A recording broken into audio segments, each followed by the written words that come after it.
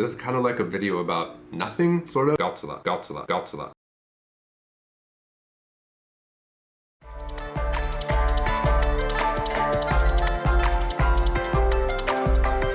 Hey everybody, Deathblade here with another Chinese fantasy novel FAQ video. Today I'm talking about addressing family members. Now, to some extent, I think this is going to be kind of a short video, and also it's going to be sadly not very informative.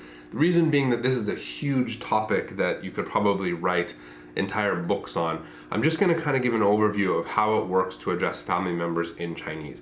Now, there are a lot of different formal ways to address people in Chinese, and the way that you address people is very important. Not so much as in certain other languages and cultures like Japanese and Korean. From what I understand, the honorifics and even just the actual language you use changes depending on your social status and who you're addressing, and Chinese isn't like that. But that said, there is a lot of very important stuff that you have to realize when you are addressing people in Chinese. Today I'm specifically going to talk about family members. Now, the main takeaway point I would like you to get from this video is that basically there are too many complex terms to address and refer to family members to really be able to accurately translate it into English without using some pinyin or some complex system that I have not to date seen any translator use. What I'm trying to say is that there are too many unique terms for family members. Now, in English, when you're talking about family members, there's a relatively small set of terms we'll use. Father, mother, brother, sister, cousins, aunts and uncles, grandparents, and then beyond that, sometimes you'll use words like great, so like my great uncle, great aunt, or first cousin, second cousin.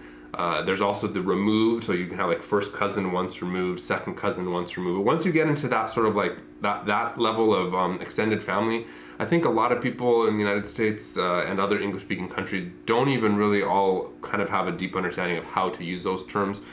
In Chinese, it's very different. There is a specific word for just about every single family member that you can imagine. Your dad's brother, your dad's brother's older son, younger son, like everybody has a unique term. Every single type of cousin has a unique term. Every different aunt and uncle has a unique term. And so when you're translating these things into Chinese, I think a lot of translators, including myself, most of the time will default to the closest generic English term. So while the Chinese might specifically be referring to your mother's older sister's daughter, we might just say cousin, when in fact in Chinese it makes it very clear who that is. Now, let me clarify one point.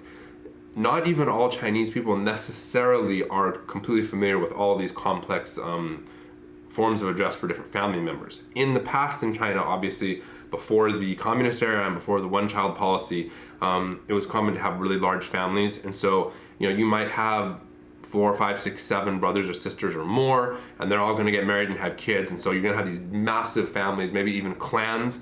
If you haven't watched my video on sects and clans, you can do that right here. Point is just, nowadays in China, people are having less children. As you probably know, for many years there was a one-child policy in China that limited people to having one child, and so that drastically reduced the extended family for most families. And so unless you have in your family this one specific family member, for instance your mother's older sister's daughter or something, if you don't have that person in your family and are not used to addressing them with the right term, you might not necessarily know the right term for that complex family member. To make it all even more complicated, these family member terms actually can change from place to place.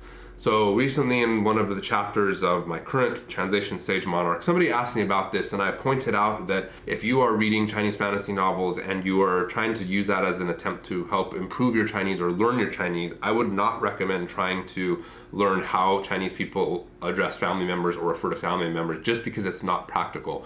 You can go to one part of China and they have special names for this aunt and that uncle and this cousin and that cousin, and you go to a different part of China and they might have a different way to address them. And so it's not worth it to try to learn all this stuff, in my opinion, unless you're going to be specifically in that situation. For example, if you marry into a Chinese family, then maybe you need to start learning all that stuff, but the family will teach you. I will never forget one time I was in my wife's hometown, so she's Chinese, and it was around the Chinese Spring Festival time, Chinese New Year time, which involves a lot of family members coming to visit and going to visit other family members, and kind of family reunion kind of type dinners with a lot of people. And so my brother-in-law actually wrote down, he actually physically drew a family tree with everybody in town who was related and how to address them and everything. And man, it was so complicated. I wish I had saved that piece of paper. I think I took a picture of it and have it somewhere, man. I hope I can track it down one day because it's very, very interesting. Obviously, I don't have time in this video to go even through the most basic forms of address for the immediate family members. If you've read very many Chinese novels or know much about Chinese culture, you know that there are specific words for an older brother or a younger brother or an older sister or a younger sister. There are unique words for mother and father. Let's just take father for example. So you have fu qin, which is the formal word for father. Then you have baba, which is basically what babies and little kids are going to call their father. At a certain point, as kids grow up, in my experience when I was teaching, I found that kids that were roughly 8 or 9, maybe a little younger, maybe a little older, and depending on the family circumstances, would switch from baba to lao ba.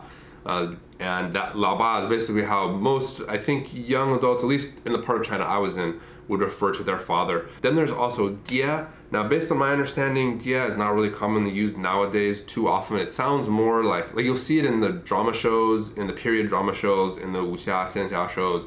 And sometimes, especially the girls, will double it up and call their father dia dia, which I think is kind of like daddy, but at the same time, baba is kind of like daddy in English as well. So there, just off the top of my head, we have fu qin, baba, lao ba, dia, dia dia. Those are just 5 words for father. Similar in English, you know, you might have father, dad, daddy, pop, pops, or whatever. There's a lot of different words in English, and of course it's the same in Chinese, and that goes for all of the different family members. So, as I pointed out earlier, I think most translators, including myself, are going to default to the nearest English term that generally describes this person, whether that's aunt, uncle, cousin, or something like that. But usually in Chinese it's more complicated. If I was translating a novel in which those complex family relationships were a feature of the entire novel, then I would have to seriously consider how I would do that. I'm curious about your opinion, because this is a kind of a topic of controversy, I would say, among translators. Would it be better to transliterate them? So just use, you know, biao ge to refer to the older male paternal cousin, or should the translators come up with unique English terms for it? Should they just footnote it? What do you think is the best? I obviously have my opinion, but I'm curious what you guys think. That's it for this video. I'm sorry I couldn't make it more detailed and informative, but as I mentioned, it's just a topic that is so complicated that it could, you know, definitely be the subject of a book.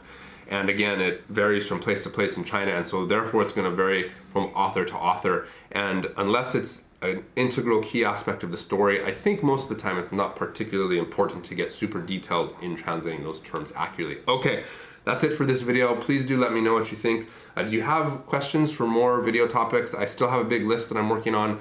One of the biggest ones, okay, I'm gonna officially put this out there. One of the ones that comes up most often is, what is cultivation? I really want to do that for the next video. Madam Deathblade has helped me do a little bit of research. I've been put some work into it on my own, and so that, I'm just saying it. That's what I want to be for the next video. Hopefully it'll be out next week.